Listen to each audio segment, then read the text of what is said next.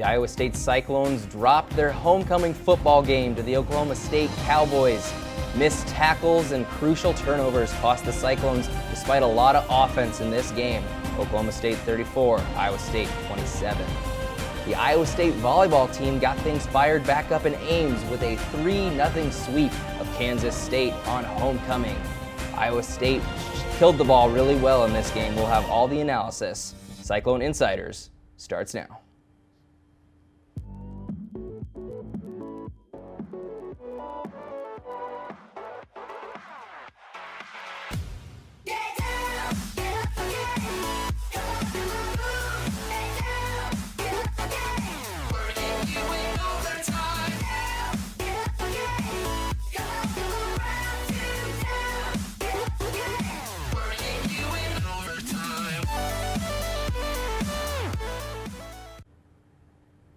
Welcome to Cyclone InCYders. I'm your host, Ben Olson, joined with analyst Jared Bravard. And the homecoming week festivities are wrapped up, folks, and now it's time to break down the aftermath.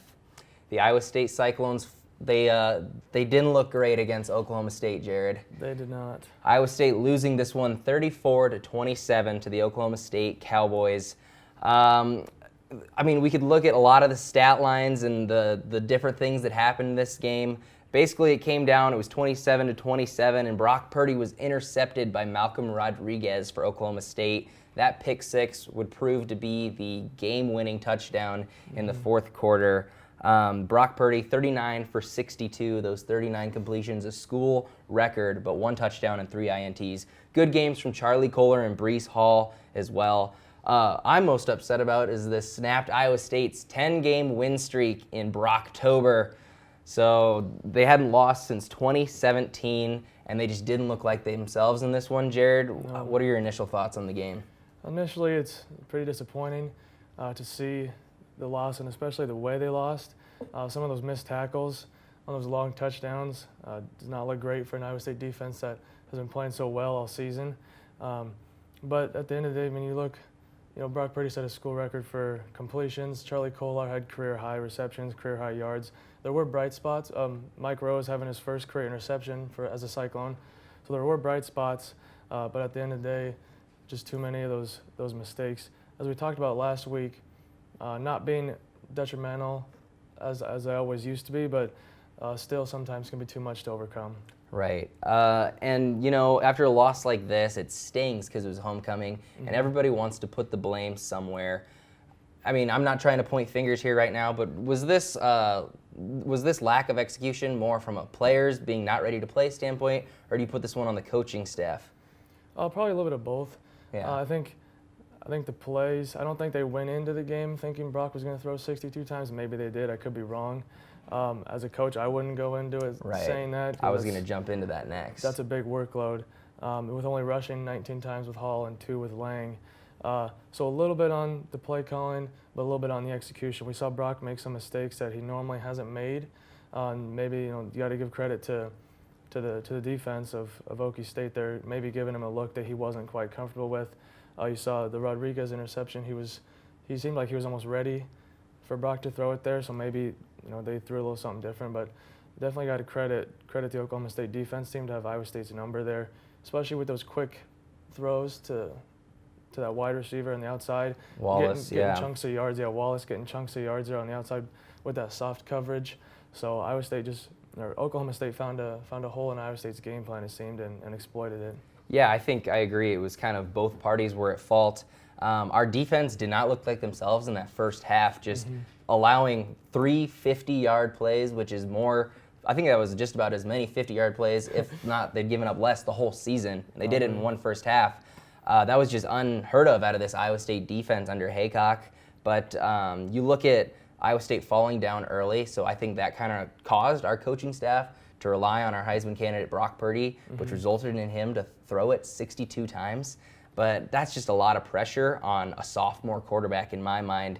He only rushed it 5 times, too, had a net of 1 yard. So I think we just abandoned that run game that we have with Breece Hall and Brock Purdy a little too soon.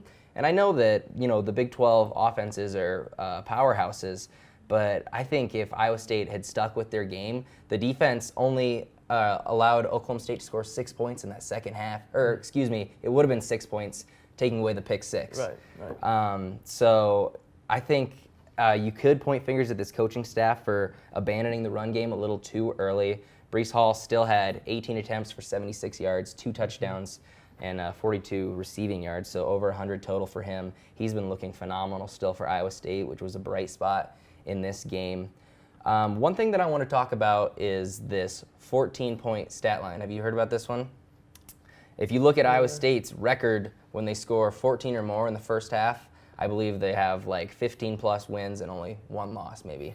And when they score under 14 points by halftime, their record is like 3-9 or something along those lines. I'm not sure of the official stat. So you look at this one, it was 21-13 at halftime. Is there something about Iowa State's slow start that kills this team, that causes them to lose sight of their game plan, that they can win games, you think? It's possible. I think in this game it was more of Oklahoma State jumping out to that lead rather than the lack of scoring.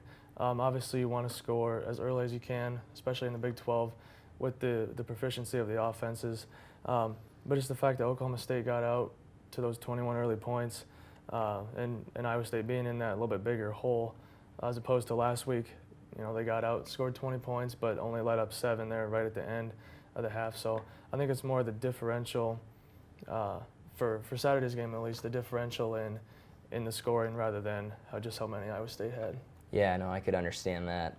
But you look at what I kind of talked about last week on Cyclone InCYders. I think in my keys to the game, I said I wanted to see them come out and be ready to play.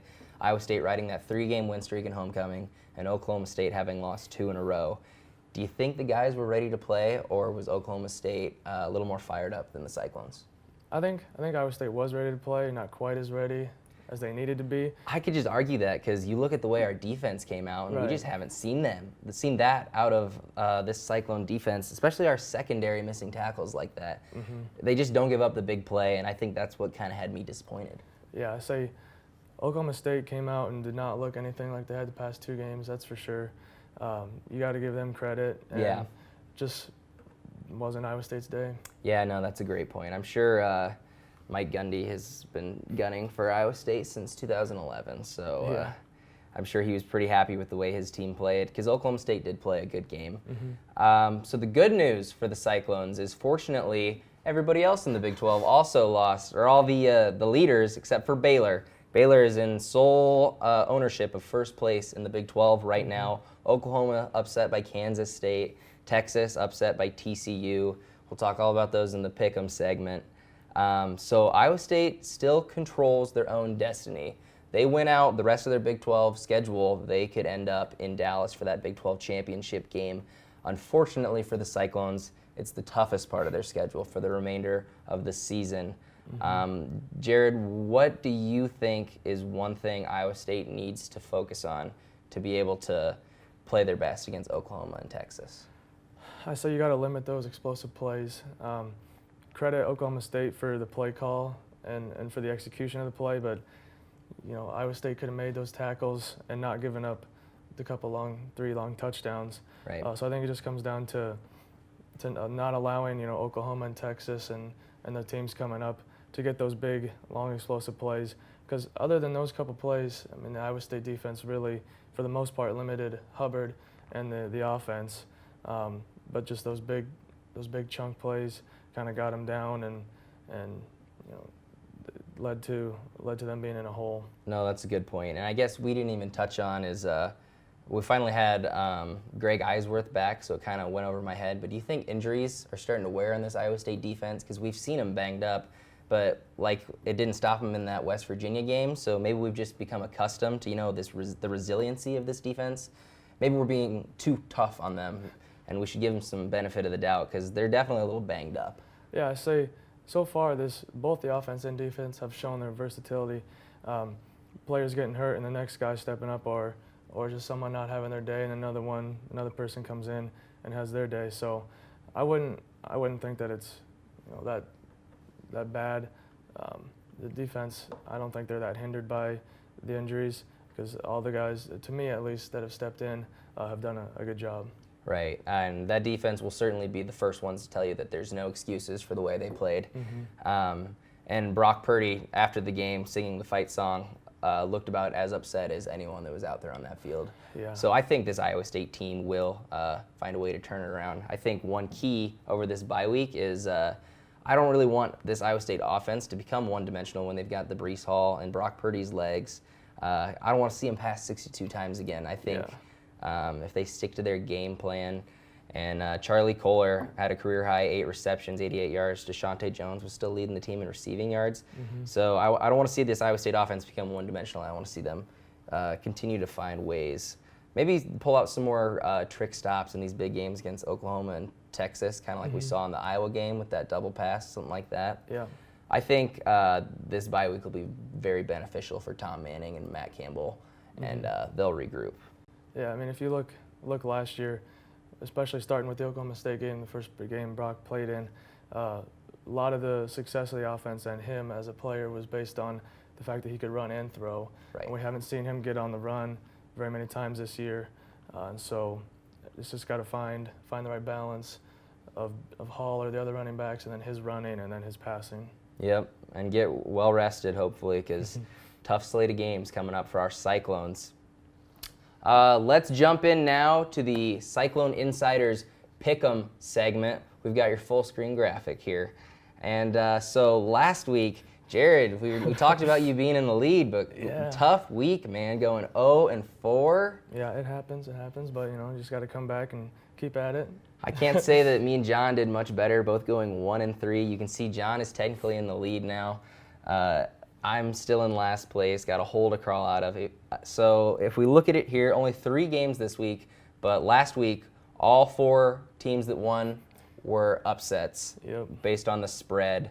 Of course, Oklahoma and Kansas State winning that game being the biggest upset. So we've got our first game of the day, West Virginia at Baylor. Baylor, being top in the conference, is a 17.5-point favorite at home. Jared, who do you think is going to win that matchup? I've got West Virginia in this one. Baylor has been playing very well. It's at home. They're coming off a bye. They're well rested. I just think that 17.5 is too much for this matchup. And so give me West Virginia to cover, but Baylor to win. Yeah, I agree with you. I think Baylor will probably win this game, but I think they're going to come out a little lackluster, similar to what we saw from the Cyclones last week. And 17.5 points is a very large spread for Baylor, so I'm going to go with West Virginia to cover in this game. Our next pick is Kansas State is a 5.5-point favorite at Kansas in the Sunflower Showdown. Jared, who do you have in this one? I got Kansas on the cover. Not sure about their chances to win, but they sure impressed me last week at home there against Tech, and pulling that game out at the end with a little bit of help from Texas, but nonetheless played a great game against Tech there, so I think they'll continue that against their in-state rival, K-State. All right, yeah, I respect that pick. I feel good.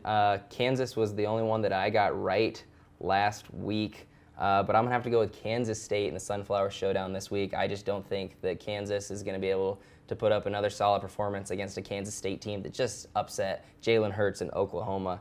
I think they're going to roll on this one for a while, pick up a win streak with a W over Kansas next week. And last game, TCU at Oklahoma State. Jared, who do you have? I have Oklahoma State. TCU impressive last week against Texas with that 10-point win. I just don't see them going in to Oklahoma State and doing the same.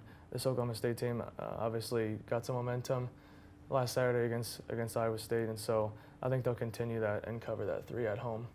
I'm going to agree with you there. Favored by 3, I think, at home. I think if this was a road game, I would go with TCU because both teams have momentum, you could argue, but I think Oklahoma State just has too much offensive firepower, and I think we're going to see them kind of manhandle this younger TCU team. So that's it for our 3 games for the Cyclone InCYders Pick Em segment. Now let's jump into the Iowa State Volleyball's week. A bright spot in Ames, they swept Kansas State 3-0. A nice bounce back win for the volleyball team as they hit the halfway point in the Big 12. 4-4 in conference so far this year. Jared, what were your thoughts on this match? I thought it was a good bounce back win. coming out and getting a sweep, especially on homecoming, is always a good thing, especially with the recent struggles that they've had. They did break the trend that I brought up last week about the high amount of errors. They had 17 in this game, but were still able to win. And I liked how we'd also been kind of talking about their slow starts this year. They got down 5-0 early in that second set, but stayed calm, put together a little run of their own. They were able to come back and win that second set, and then eventually run away with the third. So I thought, compared to some of these other weeks that we've seen, a very nice bounce back win for the Cyclones. Yeah, it was really good to see them get back up to 500 for halfway through the Big 12. And I think I liked the point you mentioned about the service errors, or just the errors in general. And then I think the point that I've been talking about, these have sort of been the two big statistical areas for this team this year, is the service count. So we've seen Iowa State being beaten aces by teams getting easy points. In this game, Iowa State had 9 aces and Kansas State only had 1. Mikhail Schuler had 4 of them, so that was a really great stat line for Iowa State to be able to pick up some momentum in these matches that I think helped them carry through and finish, even when you said, when they fell down 5-0 in that second set. Just some notable stat lines from this match. Annie Hatch had 12 kills. Candelaria Herrera could arguably be the player of this match, 11 kills, but she was hitting at a 500 clip. So that means half the time she was hitting it, she was getting a kill, folks. That's pretty good. To go with 5 digs, 2 aces, and of course Mikhail Schuler led with 15 digs to go with her 4 aces. One interesting thing that I wanted to talk about, and we could tie this in with football as well, Mikhail Schuler in contention for Newcomer of the Year in the Big 12, along with Texas' Skylar Diggs, who's 4th at the net, and then Anna Dixon, who's, I believe, 4th in kills in the Big 12, both freshmen as well. Do you think she has a chance at winning that award? I do think she's got a good shot at this. She's been someone who comes in as a freshman and has contributed right away to the Cyclones and been big factors in some of their wins, a lot of their wins so far this season, and just been a really good element to the team. Yeah, I agree. Playing that libero spot, she hasn't shown her age really at all. She looks like she's been in the Big 12 for a while. So that's exciting news for her. Hopefully she can have a strong finish to the Big 12 season. Also, I guess I was going to say, who do you think is more likely, Mikhail Schuler or Breece Hall for Iowa State football to win a Newcomer of the Year award? Of course, Breece Hall with those back-to-back Big 12 newcomers and their 2 wins 2 weeks ago. I'll probably give the edge to Schuler here, but it's definitely not out of the question for Breece to win that. He's come in these past couple weeks especially, he's put on a show, and I think is getting himself known nationally, especially in the conference. But comparatively, I think Schuler would just have the edge on being able to win that award. I would disagree with you. I'd say Breece, if he continues his play, I mean, he's setting all kinds of freshman records for Iowa State. I think as they continue to get better, hopefully people will take notice of that. Yeah. But that's something to keep an eye on as the Big 12 season goes on, which is something fun for Cyclone fans to look at. So Iowa State Volleyball's next match is tomorrow. They're going to travel to TCU to start the second half of Big 12 play. And then on Sunday, they will get their rematch with number 3 Baylor at Baylor. Of course, played that really tight match at home. So keep an eye out for that one, Cyclone fans, as this young team continues to progress throughout the year. Some notable news also out of Iowa State athletics today is the Iowa State soccer coach, Tony Minatta, announced his resignation at the end of this year. It was his decision, so this Thursday will be his final game as head coach of Iowa State soccer. He'll retire resign with a 33-71-6 overall record. But unfortunately, Iowa State just 3-14 this year and still looking for their Big 12 play. I've had the pleasure of talking to Coach Minatta after several soccer games that I covered here at GSTV. Very down-to-earth guy. Definitely just wants the best for this program, and you can see even in his resignation that he said himself that he wasn't up to the consistent level that is expected and the potential that's here for this program. So he's stepping down, but clearly we wish him the best in the future. Yep. Jared, anything you want to say? So yeah, you could obviously tell in his last resignation here, signing off to Cyclone Nation, that he does care about this program and this university and the players. And you could just sense the disappointment that he wasn't able to bring Cyclone soccer to the level that he thought it should be at. And so I thought that was it spoke a lot about his character. And unfortunate to see him go, and wish him nothing but the best, and look forward to the next Cyclone soccer coach. Yeah, and he released a very heartfelt note on Twitter that you can go and find, and he did some good things at Iowa State, and nobody wanted him to succeed more than the Iowa State fan base, But in 2016, that 10-8-1, Iowa State was 48th ranked in RPI. That was the highest finish Iowa State soccer's had in school history. So it looked like things were going in the right direction, but the last 3 years just kind of took their wear on the program, and I think it was a big move of Coach Minatta to step down, even after bringing in one of the best recruiting classes for Iowa State soccer. So we wish him nothing but the best in the future. Some other notable events coming up as we're starting to hit that overlap, folks. We're going to be talking basketball, football, volleyball, gymnastics, all of it at the same time here as we head into November. The women's basketball season starts off tomorrow night at Hilton in their exhibition game against Missouri Western, so be sure to go out to Hilton and check that out. And then the men, of course, will start next week against Mississippi Valley State at home. Jared, are you excited for basketball to be getting going? I am excited. Obviously, with these events crossing over here, we got a lot of Cyclone sports to watch coming up. It's no longer where we have to look away from football season over to basketball. We can pay attention to both, and both are expected to still have success here together. But this is an exciting time in the season where we get a lot of sports overlap here and get a lot of Cyclone coverage coming your way. Yeah, that was a great point to talk about. We're not talking about football being over or basketball starting. We're talking about enjoying both at the same time. Why not, folks? That's all we have for this edition of Cyclone InCYders. For Jared, I'm Ben Olson. Thanks for watching us, and as always, go Cyclones.